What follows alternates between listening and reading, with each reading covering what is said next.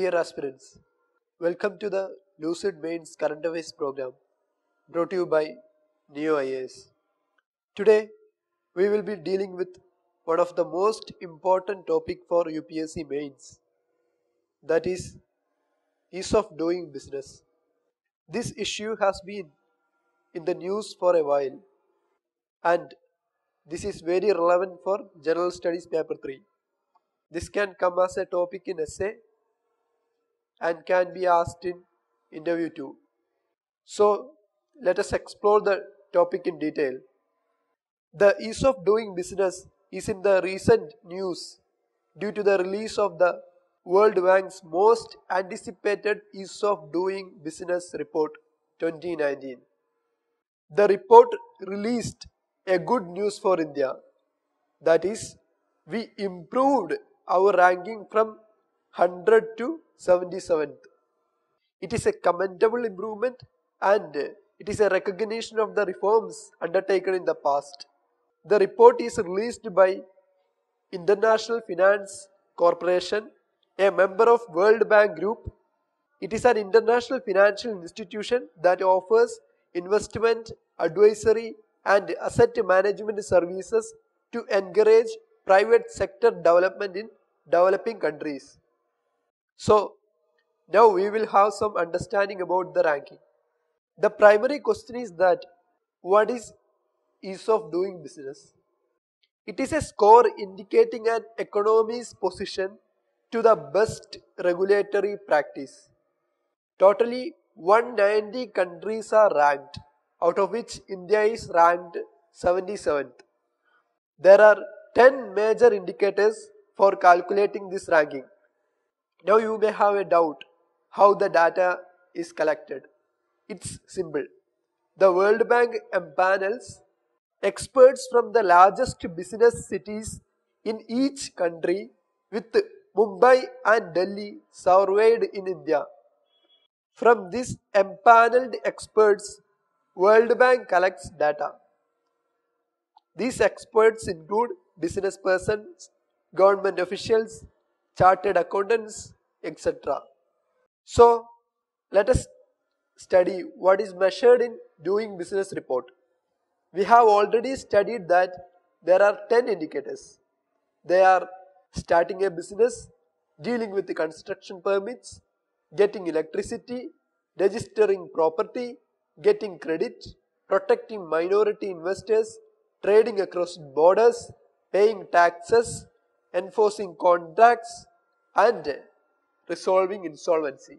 So, now we will look in these indicators where India stands. In 5 indicators we have improved. They are starting a business, dealing with the construction permits, getting electricity, getting credit and trading across borders. Among these, the most laudable improvements are in dealing with the construction permits and trading across borders. The rankings you can see from the image. Unfortunately, this is not the time for true celebration, because in case of registering property, our rank is a pathetic 166th. Similarly, in case of enforcing contracts, our rank is very much low at 163rd. Surprisingly, in case of resolving insolvency and paying taxes, our rank slipped despite the ambitious reforms like insolvency and bankruptcy code as well as GST. Now when coming to the indicator starting a business, obviously we have improved. But is a mere 137th position sufficient? Not at all. Just think, if starting a business becomes too difficult, then what is the point in improvement in other indicators?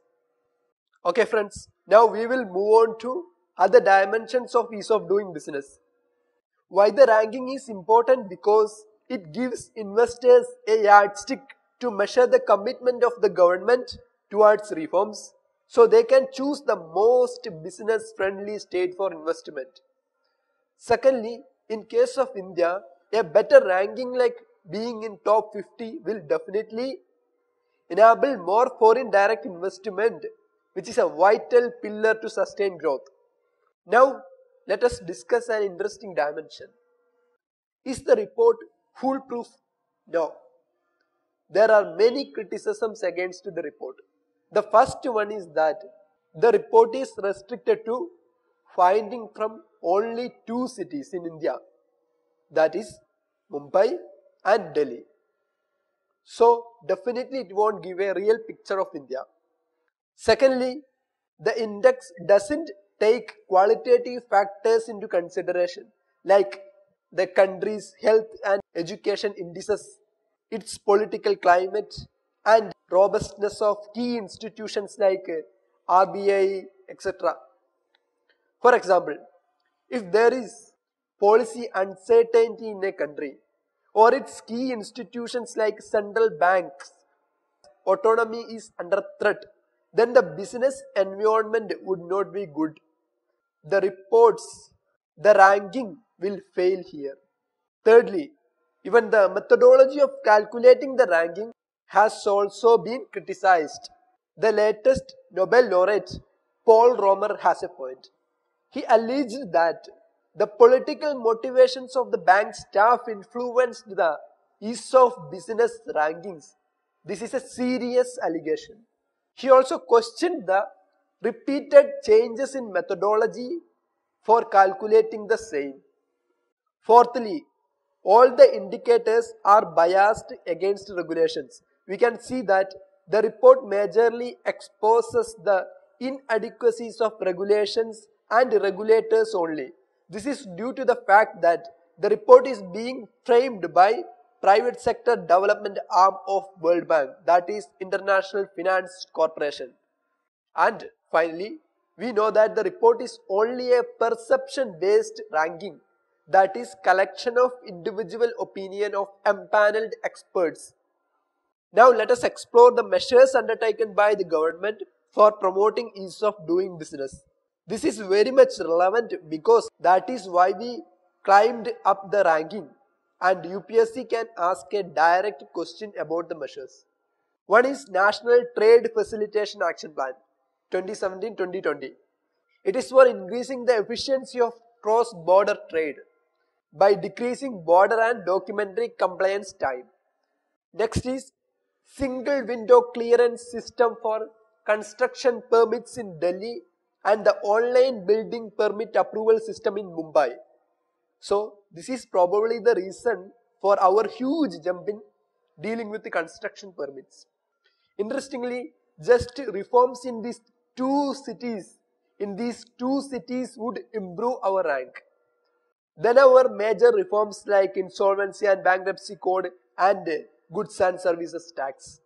Then to improve the indicator of trading across borders, we have digitalized and upgraded the port infrastructure as well as streamlined paperwork and documentation. In case of paying tax, the introduction of GST is a big bang measure, as well as there is streamlining of filing and processing of tax as well. In addition, the government introduced changes in the Shops and Establishment Act, resulting in elimination of work restrictions on a weekly rest day. Then in case of enforceability of contract, the government has introduced the amendment to Specific Relief Act and the Commercial Courts, Commercial Division and the Commercial Appellate Division of High Courts Act. Then the government has undertaken many FDI reforms and liberalization measures. And to improve the aspect of starting a business, quicker GST registration is allowed, and the government abolished site inspections in Delhi. And as a digitalization measure, at the central level, the process of applying for industrial license and industrial entrepreneur memorandum has been made online. Then the introduction of single window interface for facilitating trade, that is SWIFT, by Central Board of Excise and Customs is a big measure. This enables importers to file a common integrated declaration on the e-portal IceGate. Then the Department of Industrial Policy and Promotion in 2015 launched Business Reforms Action Plan. entailing annual assessment of state implementation of business reforms and making the results public. This policy of naming and shaming will create a competitive environment in India. And other three most important digitalization measures are Shram Suvidha Portal, Central Public Procurement Portal, and Government e-Marketplace. The unified Shram Suvidha Portal has been envisaged as a single point of contact between employer, employee, and enforcement agencies, bringing in transparency in their day-to-day interactions. The Central Public Procurement Portal of Government of India provides a single point access to the information on procurements made across various central government organizations. And finally, Government e-Marketplace is a one-stop portal to facilitate online procurement of common use goods and services required by various government departments, organizations, PSU. So, now we can understand that all these measures by the government have in fact facilitated a better business environment. Now we will look at the most recent doing business initiatives undertaken through Union Budget 2018-2019. The first one is larger financing for MSME, that is micro, small and medium enterprises, that is 3 lakh crore to provide credit support. Then simplifying sanctioning of loans to MSME through revamping trade receivable discounting system of sanctioning loans to MSME by linking it with the GST network. Thirdly, reduction in corporate tax to 25% for companies with annual turnover up to 250 crore. Relief in NPA treatment of MSME through a RBI notification allowing MSME borrowers to delay their loan payment up to 180 days without being categorized as NPA. These measures are specifically aimed at MSME, but best environment for them to do business in India would in turn have multiplier effects like creation of employment, etc. Another measure is National Logistic Portal developed by Logistic Department under Ministry of Commerce. This is to ensure ease of trading in the international and domestic markets. It will link all the stakeholders of EXIM, that is export and import, domestic trade and movement, and all trade activities on a single platform. Then the government extended fixed term employment for all sectors. Then what is fixed term employment? It is a contract in which a company hires an employee for a specific period of time. In a fixed term employment, the employee is not on the payroll of the company. This meaning should be clearly understood. Then the government is aiming for universal computerization of all district and subordinate courts. This will facilitate effective implementation of National Judicial Data Grid. It is an online platform for information related to judicial proceedings, decisions from computerized courts and subordinate courts. Why this is important? Because it will facilitate a robust contract enforcement ecosystem in the country. The image of Indian courts would change. It will restore faith of investors in the judicial system. The government facilitates electronic toll payment through fast tags. It is an electronic toll collection system in India operated by National Highway Authority of India. It employs radio frequency identification (RFID) for making toll payments. So there is no need to stop the vehicles and pay the taxes manually. This will reduce compliance cost and as a bonus, corruption would also reduce. And next, Defense Production Policy 2018 is launched to promote domestic production by private and public sectors, including MSME. Currently, the participation of private sector is bleak. This policy will provide a platform for them to venture into defense sector. And the government is incorporating industry feedback in evaluating ranking of states in implementation of reforms.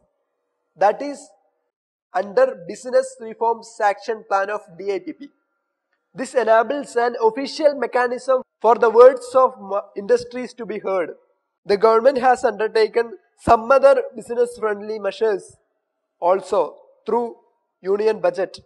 They are the upgradation of rural haats to Gramin Agricultural Markets and its linking with e-Enam to facilitate direct transaction between farmers and consumers. This measure is extremely useful for farmers to ensure better price discovery, and corporate buyers can get quality produce at competitive prices. This will boost agriculture industry linkage as well. Example, food processing sector. Then there are three major funds: long-term irrigation fund, Fisheries and Aquaculture Infrastructure Development Fund, Animal Husbandry Infrastructure Development Fund. And finally, in case of infrastructure, government proposed to widen network of national highways and railways. All these measures are commendable, but not sufficient to climb into top 50 or say even better ranking. In this context, the major challenges before India are the delay in GST refunds, constrained working capital for exporters, and the process of input tax credit refund being partly electronic and partly manual are the major impediments. Thus, the real success of GST depends on addressing these issues. And secondly, China is the major competitor for India. When we improve our ranking, China and many other countries are also improving. So we are really concerned. Then, enforcing contracts. In this case, absence of judicial reforms and bureaucratic and legal hurdles are the major problems. Let us take an example. Snapdeal and eBay are losing consumer trust due to poor quality products sold. Poor contract enforcement system also prevented them from ensuring good quality products from suppliers. So we are destroying our own business environment. Then the recent foreign investment reporting format by RBI is very much cumbersome and confusing. So this will affect ease of compliance. Therefore, RBI needs to seriously reconsider it and make necessary changes. And next, the global risks. India is still vulnerable to risk like crude price hikes and a reviving US economy. The crude price hikes increases cost of doing business in India, and a reviving US economy would lead the investment from India to move to the USA. Example, currency flight. There are procedural barriers to starting a business. Example, the battery of approvals needed to start construction in a state. This can be inspection badge, environmental clearance, land acquisition rules, etc. But anyway, investors won't be patient like UPSC aspirants to go through all these processes. And next, cumbersome tax litigation processes. Example, transfer pricing disputes, tax evasion disputes, prospective taxation, etc. And the judicial delays and complications would make business environment worse. Plus, in addition, therefore, investors will lose trust on the system. Then, the average tax rate across global economies is less than half of Indian rate. This is to be noted. Sometimes corporates cite this as tax terrorism. Certainly, this is a disincentivizing factor for doing business. Nextly, there are issues related to labor-related compliances, encompassing 44 central and about 100 state laws.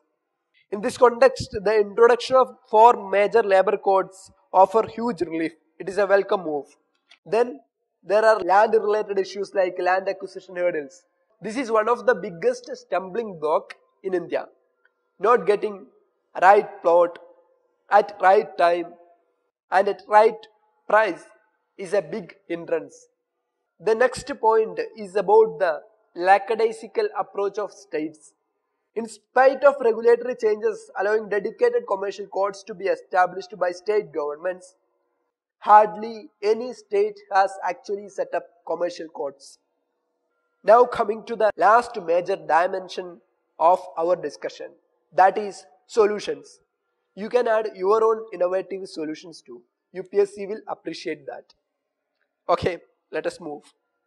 The major change needed is in governance quality. That is, in an ill-governed state, no wise man would invest and do business. Simple logic. Thus, there is a need for improvement in skilled manpower to handle governance, modern infrastructure like computerized buildings and digitization. Along with this, committed public servants, including political executive, is very much essential. Next, capital infusion for public sector banks. This will revive credit cycle, leading to improvement in fixed capital formation. Then we will deal with registering property. In case of this, information technology should be leveraged and with rationalized stamp duty. Dear friends, remember that our rank in registering property is a shameful 166th. So, requires lot of improvement. Then speedy enforcement of contracts. It calls for specialized commercial courts, electronic case management and purposeful fast tracking of smaller claims.